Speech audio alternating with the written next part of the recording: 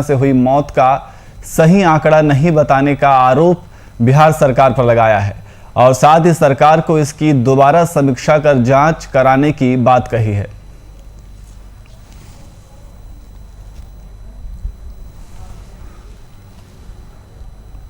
सही है कि बिहार में ही नहीं पूरे देश में, लेकिन खास कर अभी बिहार की हम चर्चा करना चाहते हैं कि बिहार में भी जितने लोग मरे हैं उसके बारे में सही आंकड़ा बिहार सरकार नहीं दी है और ज्यादातर लोग बिहार में प्राइवेट लेवल पे जांच कराए हैं और होम आइसोलेट रहे हैं और उनकी मौत हुई है जिसका कोई भी आंकड़ा सरकार के पास नहीं है। इसीलिए हमने लगातार और हमारी पार्टी ने लगातार इन बातों को कहा है कि सरकार जो आंकड़ा पेश कर रही है वह बिल्कुल गलत है, उससे कई गुना ज्यादा लोगों की मौत हुई है। इसीलिए मेरा आग्रह होगा सरकार से कि इसकी पुनः समीक्षा सरकार करवाए।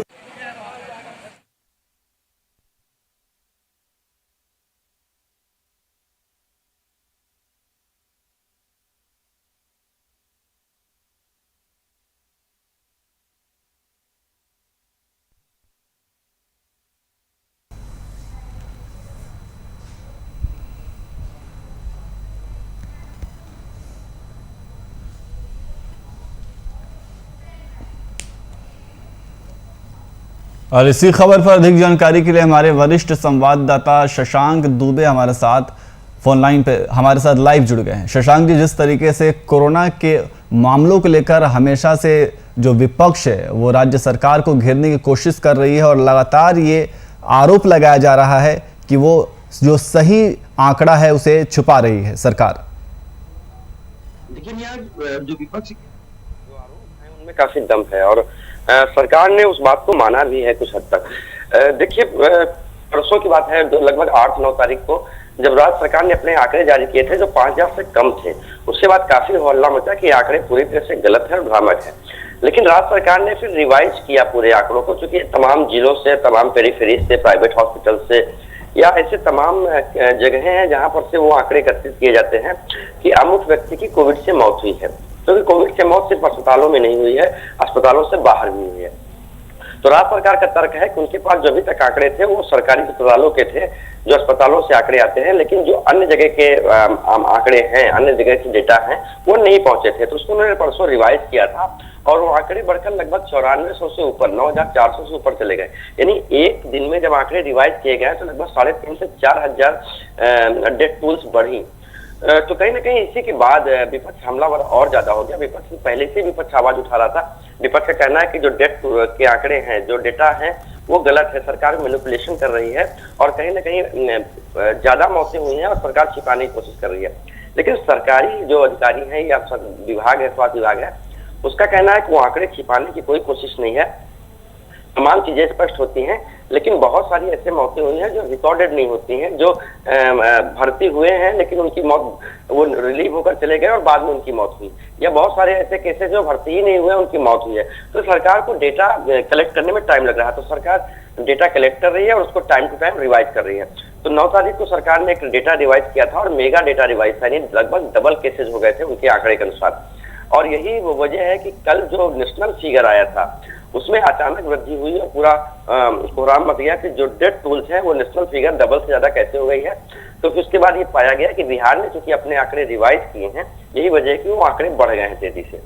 तो विपक्ष का आरोप कहीं निराधार नहीं है, लेकिन सरकार के भी अपने दावे हैं कि जैसे जैसे मामले आते जा रहे हैं विभिन्न सोर्सों से, क्योंकि जो रिकॉर्डेड मामले हैं वो पहले रख दिए गए हैं और जो अन्य सोर्सेज से माध्यम जो मौत का आंकड़ा आ रहा है, कोरोना से मौत का आंकड़ा आ रहा है, क्योंकि मौतें तमाम ऐसे भी होते रहती हैं जी, नॉर्मल कोर्सेज में मौतें होती हैं। तो कोविड से मौत हुई है इसकी जानकारी ली जा रही है और जो भी दावे आते हैं कि ये फलां व्यक्ति की कोविड से मौत हुई है उसकी एक जांच की प्रक्रिया है और वो जांच की प्रक्रिया जब पूरी हो जाती है तो उसको डेथ टूल्स में, डेथ के फिगर में ऐड कर लिया जाता है।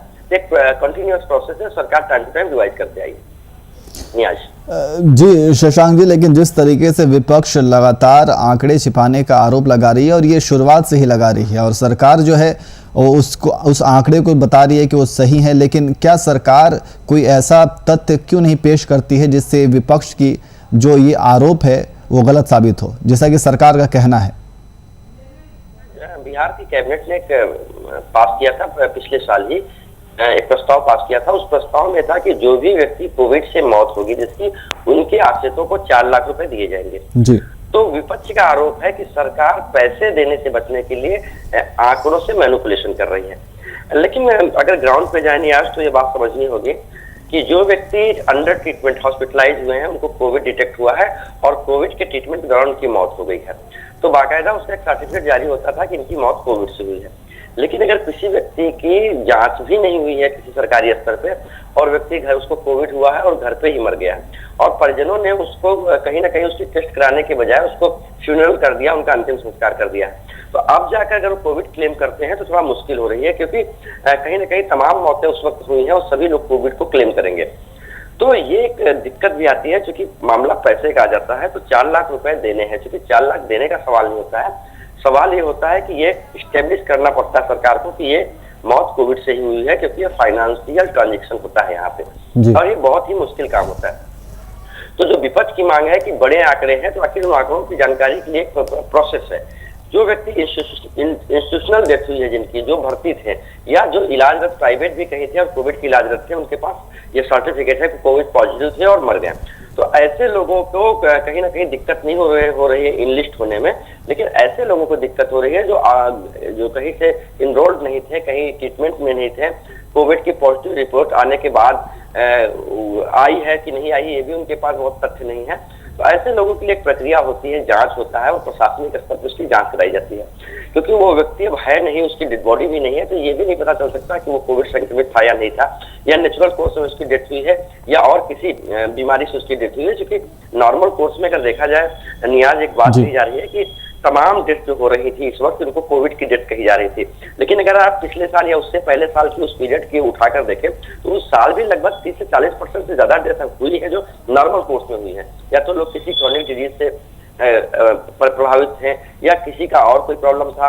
यानी हेल्थ प्रॉब्लम से बहुत सारी डेथ होती है, एज फैक्टर से बहुत सारी डेथ होती है, तमाम ऐसी चीजें हैं, कार्डियक अरेस्ट हो जाता है या तमाम ऐसे कॉम्प्लिकेटेड डिजीजेज हैं जिससे लोगों की आकस्मिक मौत भी हो जाती है। तो ये देखना होगा कि क्या तमाम मौतों को जो विपक्ष, देखिए विपक्ष के साथ एक दिक्कत क्या है कि विपक्ष उस वक्त हुई तमाम मौतों को कोविड की मौत बताने की कोशिश कर रहा है। सरकार का तथ्य है कि इस वक्त सिर्फ कोविड से मौतें नहीं होती थी, हाँ कोविड से मौतें जरूर ज्यादा हो रही थी जी। तो ऐसे में जो इनरोल्ड नहीं है, जो इनलिस्ट नहीं है, उनके लिए एक प्रोसेस है ये जानने का कि उनकी मौत कोविड से हुई कि नहीं हुई, और उसके लिए पूरा एक प्रशासनिक जांच की व्यवस्था है। और जैसे जैसे जांच मुकम्मल होती है ये पता चलता है कि हाँ अमुक व्यक्ति कोविड पॉजिटिव था और उसकी मौत हुई है, भले ही उसकी घर में इलाज के दौरान मौत हुई हो या घर में इलाज ना मिला हो मौत हुई हो या और भी कोई प्रॉब्लम हो, तो ये चीजें स्टेब्लिश करने में समय लगेगा। तो बिहार सरकार ने तथ्यों को सुधारा भी है। परसों उन्होंने करीब 4000 से ज्यादा लोगों को इनलिस्ट किया था कि मौतें बढ़ी थी, और अचानक अब बिहार की सरकार के जो आंकड़े बता रहे हैं वो लगभग 9500 के करीब बिहार में मौतें हो चुकी हैं कोरोना से। इससे पहले वो 5000 से कम का फिगर था। तो सरकार ने अपने फिगर में सुधार किया है और उनका कहना है कि कंटिन्यूअस प्रोसेस है, यहाँ पर कुछ छुपाने की ना तो गुंजाइश है ना तो जरूरत है। जी शशांक जी, लेकिन इसके साथ साथ डेटा छिपाने का विपक्ष द्वारा आरोप लगाया जा रहा है और इसके साथ साथ जो जांच की जा रही है, जांच को लेकर भी तमाम तरह के सवाल उठाए जा रहे हैं। जैसे कि अगर रैपिड टेस्ट की बात की जाए तो वो 70% किया जा रहा है और RT-PCR जो टेस्ट है वो सिर्फ 30% किया जा रहा है, जबकि रैपिड टेस्ट की एक्यूरेसी को लेकर के हमेशा से सवाल उठाया जाता रहा है। देखिए बहुत सही बात है कि रैपिड एंटीजन टेस्ट जो होता है और जो RT-PCR होता है, दोनों की एक्यूरेसी में कभी कभी फर्क आता है। ऐसा नहीं कि रैपिड एंटीजन टेस्ट हमेशा बेकार होते हैं। आप देखिए कि बिहार में नहीं पूरे देश में जो कोरोना के अधिकांश मामले डिटेक्ट हुए हैं वो रैपिड एंटीजन टेस्ट से हुए हैं। हालांकि बाद में उनकी कंफर्मेशन RT-PCR से लोगों ने की है, लेकिन ऐसा नहीं है कि वो प्रभावी नहीं। अगर आपको कोविड संक्रमित है आप, तो अगर रैपिड एंटीजन से टेस्ट किया तो आप पॉजिटिव निकलेंगे, ये संभावनाएं होती हैं। कुछ हद तक कुछ परसेंट उसमें जरूर आप कह सकते हैं कि आप उसको मार्जिन दे सकते हैं। लेकिन दूसरा विषय यह है कि अब समय जो है, जो जिस समय कोविड काफी डिक्लाइनिंग ऑर्डर में है, उस समय रैपिड एंटीजन टेस्ट और RT-PCR का सवाल नहीं है। सवाल कई ऐसे पैरामीटर्स होते हैं जिनको देखा जाता है कि क्या कोविड का संक्रमण कम हो रहा है। सबसे पहला पैरामीटर यही है कि आप रैंडमली टेस्ट करें, यानी आपने उन क्षेत्रों में टेस्ट किया है कि शहरी क्षेत्रों में जहाँ पहले टेस्ट हो चुके हैं, कि आपने उन क्षेत्रों में ज्यादा टेस्ट किया है जहाँ पर मरीज जो है पहले से हार्ड इम्यूनिटी पा चुके हैं, यानी वहां पर ट्रीटमेंट भी हो चुका है और एक बार कोविड फैल के ठीक हो चुका है। या फिर आप नए इलाकों में कर रहे हैं। तो ये बहुत महत्वपूर्ण है, पहला विषय। और दूसरा विषय ये है कि अस्पतालों की स्थिति बता देती है कि कोविड की स्थिति क्या है। आप देखिए, पटना में 4 बड़े हॉस्पिटल्स हैं। कोविड डेडिकेटेड हॉस्पिटल है एनएमसीएच पटना का। पटना के एनएमसीएच में 500 बेड के कोविड पेशेंट की व्यवस्था की गई थी, लेकिन अगर फिलहाल वक्त जाएं आप वहां पर और वहां पर देखेंगे तो सिर्फ 48 मरीज भर्ती हैं, यानी 452 बेड खाली हैं। ये कहा जाए कि वहां 90% करीब बेड खाली हैं आज के देश में। इसी तरह पटना एम्स में 90 के करीब पेशेंट भर्ती हैं, जहां पर ओवर क्राउडेड हुआ करता था। पीएमसीएच में वही हाल है, सिर्फ 3 मरीज भर्ती हैं। तो ऐसे में आप ये कह सकते हैं कि जो हॉस्पिटल्स हैं, यानी सरकार ने जो आंकड़े दिए हैं उसकी वैधता या उसकी वैलिडिटी पर जरूर कोई सवाल उठा सकता है। विपक्ष का काम भी है कि अगर कहीं गलत दिख रहा है तो करे, लेकिन कोविड के केसेस कम हो रहे हैं, ये एक अस्पतालों से भी इंडिकेशन होता है। दूसरी बात, सरकार ने जो 1 लाख टेस्ट करने का दावा किया, वो टेस्ट उन्होंने कहाँ किए हैं, इसके कोई डेटा उन्होंने, इसका कोई स्पष्ट जो है चीजें नहीं बताई है कि क्या वो रूरल सेक्टर्स में हुए हैं, क्या वो ऐसे सेक्शंस में हुए हैं जहां पर पहले टेस्ट नहीं हुए थे, क्या जो ऐसे कोई जगह हैं जहां पर ज्यादा केसेस मिल रहे हैं तो वहां टेस्ट को बढ़ाया गया है। क्योंकि सरकार रोज 1 लाख से ज्यादा टेस्ट का दावा कर रही है नियाज, लेकिन हकीकत है कि जिस वक्त कोविड पीक पर था उस वक्त भी सरकार ने कभी 1 लाख टेस्ट किए नहीं थे, और हर वक्त उस समय लोग काफी ज्यादा ईगर थे। तमाम लोग टेस्ट कोविड सेंटर पे जाते थे और टेस्ट कराने के लिए लाइनें लगती थी।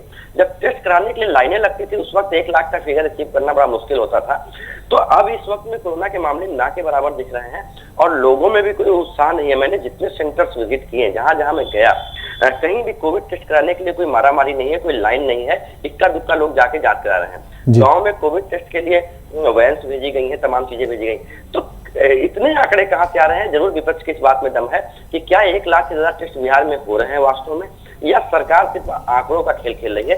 कहीं ना कहीं टेस्ट की संख्या पर सवाल उठाना विपक्ष का लाजमी लगता है और सही दिखता है, क्योंकि इतने ज्यादा टेस्ट उस वक्त भी नहीं हो रहे थे जब कोरोना पीक पर था और लोग काफी परेशान थे टेस्ट कराने के लिए। जी शशांक जी, आपने संख्या का जिक्र किया, तो इस संख्या से ये भी बात खुल करके सामने आती है कि जिस तरीके से सरकार एंटीजन टेस्ट की जो 70% जिस तरीके से रैपिड टेस्ट किए जा रहे हैं सरकार के द्वारा और सिर्फ 30% RT-PCR, तो क्या ये 70% सिर्फ इसलिए रैपिड टेस्ट किए जा रहे हैं ताकि आंकड़े दिखाया जा सके कि हमने जांच की संख्या बढ़ाई है? जी बिल्कुल नियाज जी, इस बात में कहीं कोई दो मत नहीं कि बिहार में 1 लाख टेस्ट नहीं हो रहे हैं, नहीं हो पाएंगे, क्योंकि हम लोगों ने फील्ड पे देखा है, हम लोगों ने फील्ड में काम किया है। जिस वक्त मैंने आपसे पहले बताया कि जब कोविड पीक पर था, हर व्यक्ति ईगर था कि वो जाकर टेस्ट करा ले, चाहे वो एंटीजन ही टेस्ट क्यों ना हो। उस वक्त मैं देखता था कि तमाम जांच केंद्रों पर लंबी लंबी लाइनें लगी होती थी और लोग अपनी बारी का घंटों इंतजार किया करते थे। और ये हालत सिर्फ राजधानी पटना में नहीं थी, तमाम पेरीफेरीज में थी, डिस्ट्रिक्ट हेडक्वार्टर्स में थे, ब्लॉक हेडक्वार्टर्स में थे, जहां जहां रैपिड एंटीजन टेस्ट से ही जांच हो रहा था। हालांकि RT-PCR जांच उस वक्त कम हो रहे थे, लेकिन जहां भी जांच हो रहे थे वहां काफी लंबी कतारें थी और लोग जिज्ञासु थे जांच कराने के लिए। आज की स्थिति उल्टी है, आज लोग पहुंच नहीं रहे सेंटर्स पे, लोगों को जांच कराने में कोई रुचि नहीं है, क्योंकि कोई परेशान नहीं है, किसी को सिम्टम्स ज्यादा दिख नहीं रहे हैं, तो ऐसे में लोग जांच कराने क्यों जाएंगे?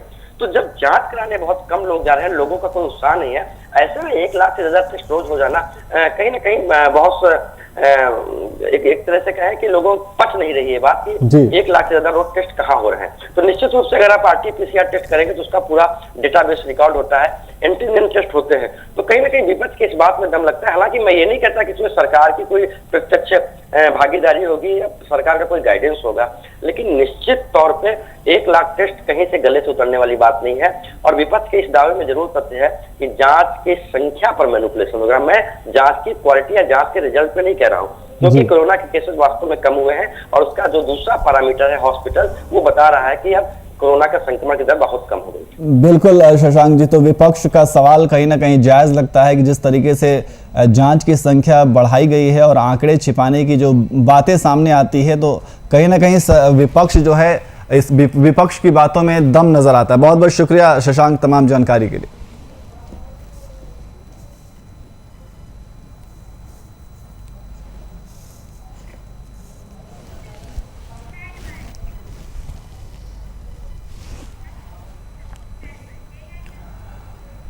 वहीं प्रदेश भाजपा अध्यक्ष दीपक प्रकाश ने राज्य के वित्त मंत्री डॉक्टर रामेश्वर उरांव को सीधे तौर पर असफल वित्त मंत्री करार दिया है। उन्होंने कहा कि वित्त मंत्री के पास आंतरिक संसाधनों को बढ़ाने का कोई मैकेनिज्म नहीं है और इसके लिए जनता से उन्हें माफी मांगनी चाहिए।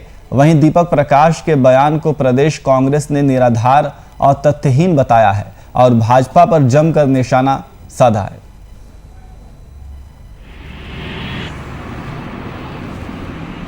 उनको इस राज्य से रेवेन्यू कलेक्ट करने का और बढ़ाने का और इसको ठीक करने का उनके पास कोई मैकेनिज्म नहीं है। इसका मतलब है कि राज्य का वित्त मंत्री आंतरिक संसाधनों को बढ़ाने का उनके पास कोई मैकेनिज्म नहीं है।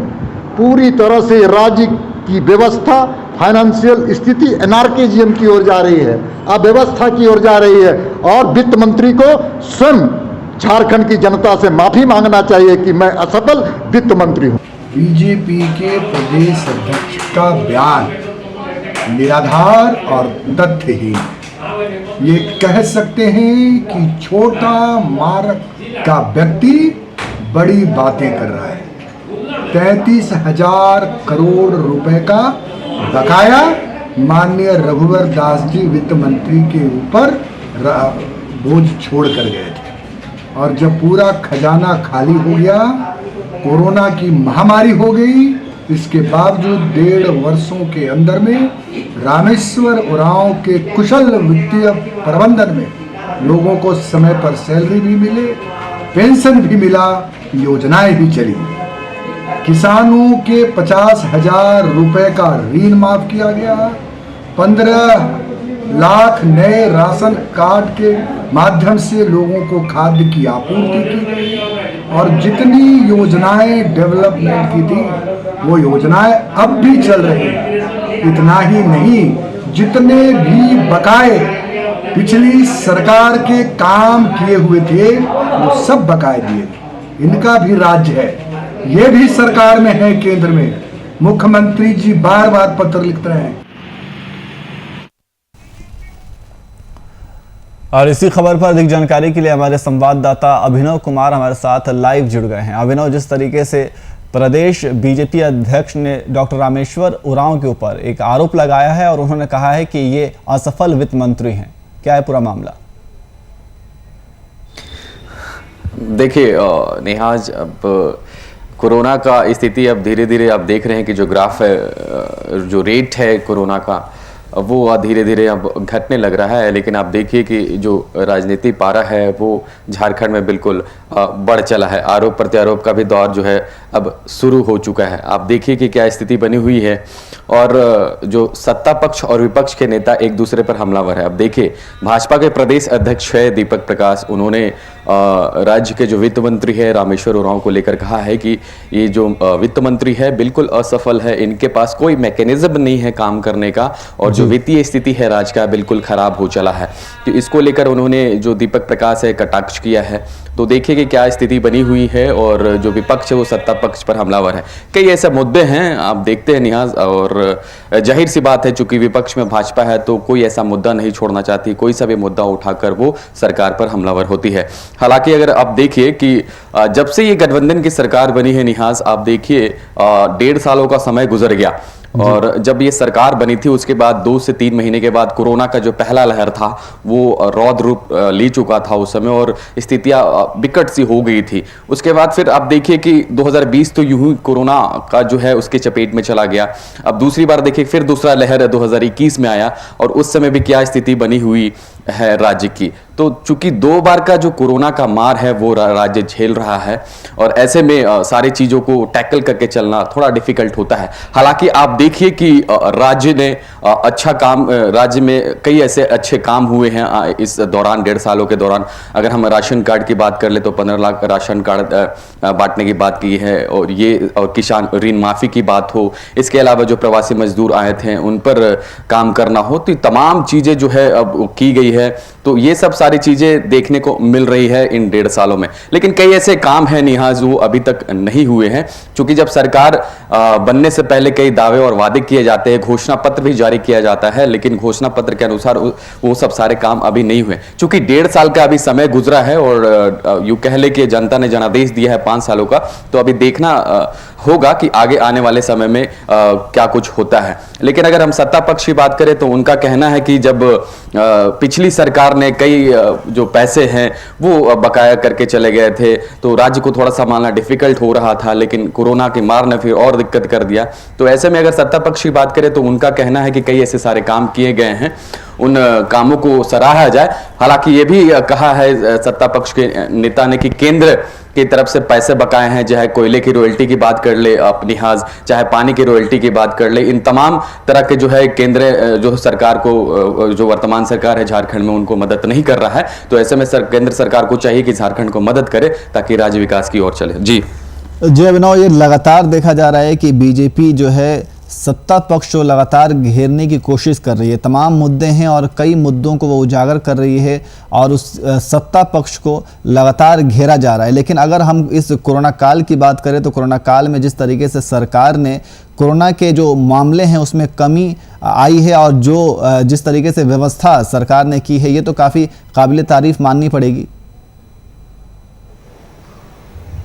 हाँ बिल्कुल, जाहिर सी बात है कि आप देखिए ना कि क्या है राज्य में स्थिति बनी हुई थी जब कोरोना का जो है दूसरा लहर आया था। उस समय राज्य में संसाधनों की कमी थी। आप देखिए, हम खबरें भी दिखा रहे थे निहाज डेली बेसिस में किस तरीके से सदर और जो है रांची की व्यवस्था थी, बद से बदतर स्थिति थी। कहीं कहीं आप देखिए कि ऑक्सीजन सिलेंडर की कमी की वजह से मौत हुई, आईसीयू बेड के लाले पड़ रहे थे, मंत्रियों को फोन लगाना पड़ रहा था, विधायकों को फोन लगाना पड़ रहा था कि कम से कम एक बेड उपलब्ध करा दे। महामारी कह सकते हैं कि जब कवर कर रहे थे हमारे रिपोर्टर तो उस समय का जो मार्मिक दृश्य देखने को मिल रहा था वो भयावह था। लेकिन राज्य सरकार की माने और स्वास्थ्य विभाग की माने तो उन्होंने सारी चीजों को टैकल किया है। शुरुआत के अगर दौर की बात करें तो हमारे पास ऑक्सीजन सिलेंडर नहीं था, लेकिन धीरे धीरे जैसे समय गुजरता गया ऑक्सीजन सिलेंडर भी बढ़ाए गए, इक्विपमेंट्स बढ़ाए गए, ऑक्सीजन जो बेड है वो बढ़ाए गए, जो कोविड सेंटर है वो बढ़ाए गए। तो तमाम तरह के हथगंडे अपनाए गए और देखिए कि अब धीरे धीरे जो स्थिति है बिल्कुल समान हो गई। देखिए, सरकारी व्यवस्था होता है निहाज और ऐसे में लूपहोल्स भी देखने को मिलते हैं, लेकिन अगर राज्य सरकार की माने तो राज्य सरकार ने अपने तरह से बेस्ट कोशिश की है और कई राज्यों में तारीफ भी हुई है झारखंड की, जिस तरीके से इतने कम समय में इक्विपमेंट्स को बढ़ाना, आईसीयू बेड की बात कर ले या हम ऑक्सीजन सिलेंडर की बात कर ले या कोविड सेंटर बढ़ाने की बात कर ले, तो तमाम तरह की चीजें देखने को मिली। प्रखंड लेवल पर भी कई जगह कोविड सेंटर बनाए गए। तो कह सकते हैं कि एक पॉइंट ऑफ व्यू माने तो राज्य सरकार ने अपने तरीके से बेहतर करने की कोशिश करी है। हालांकि कई जगह लूपहोल्स भी देखने को मिले थे, कई लोगों की जाने भी गई है, लेकिन अगर स्वास्थ्य विभाग की माने तो उन्होंने बेहतर काम किया है। जी निहास। लेकिन अभिनव, एक सवाल ये भी है कि जिस तरीके से आंतरिक संसाधनों को बढ़ाने का कोई मैकेनिज्म नहीं है, ये बीजेपी प्रदेश अध्यक्ष का कहना है। वहीं सत्ता पक्ष भी ये हमेशा से इल्जाम लगाती रही है कि केंद्र सरकार की तरफ से उन्हें किसी तरह की मदद नहीं मिल पाती है जो चाहिए। हाँ बिल्कुल, ये सत्य है और ये हमें मानना पड़ेगा। कई ऐसे सारी चीज़ें हैं निहाज, उसको देख के चलना पड़ेगा। मैंने आपको बताया कि 65,000 करोड़ रुपए कोयले की रॉयल्टी की बाकी है, जिस तरीके से प्रदेश प्रवक्ता आलोक दुबे बता रहे थे। उसके बाद 9,000 करोड़ रुपए पानी के रॉयल्टी की बात कर ले आप, या कई और तरह के जो जीएसटी प्रकरण का जो मामला होता है उसमें 1516 करोड़ रुपए के आसपास जो कंपनसेशन झारखंड राज्य को दिया जाता है वो अभी तक नहीं दिए गए हैं। तो कई तरह की बातें हैं जो झारखंड को नहीं मिला है और शायद यही वजह है कि जो विकास की गति है बिल्कुल ठप सी पड़ी हुई है। ऐसे राज्य के वित्त मंत्री का भी कहना, कई बार हमारी बात भी होती है तो उनका कहना होता है कि केंद्र की तरफ से बिल्कुल मदद नहीं की जा रही है और पिछली जो सरकार है रघुवर सरकार गई उस समय भी पैसे का जो बोझ है हम पर लाद के गई है, जिस वजह से हमें थोड़ा सा विकास करने में समय लग रहा है। हालांकि अगर हम सरकार की बात करें तो अपने अपने तरीके से जो भी है काम किया जा रहा है, लेकिन अगर केंद्र सरकार की तरफ से ऐसा उन्हें मदद मिलता तो और विकास की गति जो है आगे बढ़ सकती थी। राज्य के जो मुख्यमंत्री है लगातार पत्र लिखते रहते हैं केंद्र सरकार को कि हमें जो भी राशि है, चाहे कोयले की रॉयल्टी की बात कर ले या पानी रॉयल्टी की बात कर ले, या कई तरह के जो है प्रावधान होते हैं जो राज्य को मिलता है उसमें कमी देखी जा रही है। तो ऐसे में केंद्र सरकार को चाहिए ताकि वो राज्य को मदद कर पाए। अब देखिए ना कि यहाँ सांसद कितने हैं, 12 से ज़्यादा सांसद हैं, कम से कम उनको जाके वहाँ पर बात करना चाहिए। तो इस तरीके की बातें भी सामने देखने को मिलती है। लेकिन देखिए अभी 1.5 सालों का समय गुजरा है निहाज, हमें अभी और कई सारे दिन देखने हैं, चूंकि अभी 3.5 साल का वक्त बाकी है। ऐसे में आप कैसे किस तरीके से सारी चीज़ों को टैकल किया जाता है, राज्य सरकार कैसे इन सब सारी चीज़ों को लेकर चलती है और जो विकास का मापदंड है उसको कैसे आगे बढ़ाया जाता है, सारी चीज़ें देखनी होगी। जी निहाल। बिल्कुल अभिनव, जिस तरीके से आरोप प्रत्यारोप का दौर लगातार दोनों पार्टियों के बीच, सत्ता पक्ष और विपक्ष के बीच जारी है, और अभी जैसा कि आपने बताया कि 1.5 साल का वक्त भी है, तो अभी 3.5 साल बचा हुआ है। इसमें विकास को कैसे टैकल करती है और कैसे राज्य को आगे लेकर के बढ़ती है, ये आने वाला वक्त बताएगा। बहुत बहुत शुक्रिया तमाम जानकारी के लिए।